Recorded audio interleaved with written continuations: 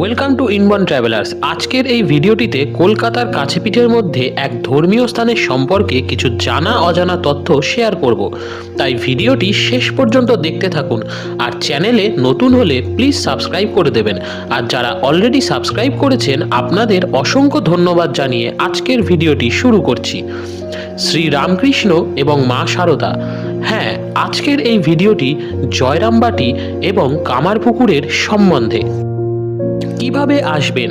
সাধারণত জয়রামবাটি ট্রেনে আসতে হলে হাওড়া কিংবা শেওড়াফুলি থেকে গোঘাট লোকাল ধরতে হবে। এই গোঘাট স্টেশনে নেমে টোটো করে ঘুরে নিতে পারবেন জয়রামবাটি এবং কামারপুকুর। তারকেশ্বর আরামবাগ লাইনের লাস্ট স্টেশন হলো গোঘাট।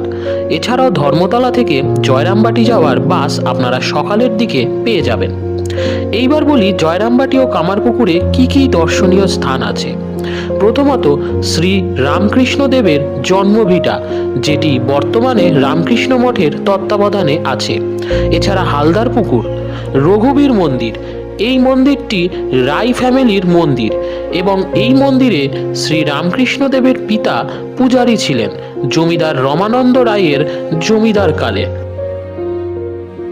এছাড়াও আছে রামকৃষ্ণ দেবের পৈতৃক ভিটা, মায়ের দিঘি, শ্রী শ্রী মাতৃ মন্দির। এই মন্দিরটি মা শারদার জন্মস্থানের ওপর বানানো হয়েছে। বিশালাক্ষী মাতার মন্দির, এছাড়াও লাহাবাড়ি এবং লাহাবাড়ির বিষ্ণু মন্দির এবং দুর্গা দালান।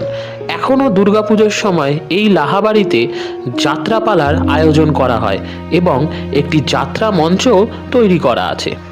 এছাড়াও এখানে দেখে নিতে পারবেন গোপেশ্বর শিব মন্দির, কামারপুকুর, পাইনবাড়ির প্রাচীন বিষ্ণু মন্দিরের ধ্বংসস্তূপ ও শিব মন্দির, এছাড়াও ক্ষুদিরাম রামকৃষ্ণ সেবাশ্রম।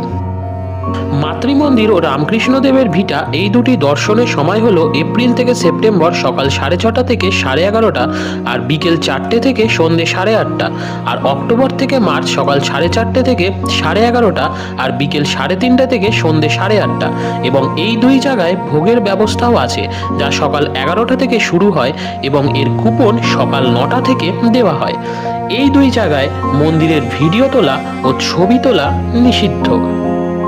যদি ভিডিওটি ভালো লেগে থাকে তাহলে একটা লাইক আর কমেন্ট করতে কিন্তু ভুলবেন না।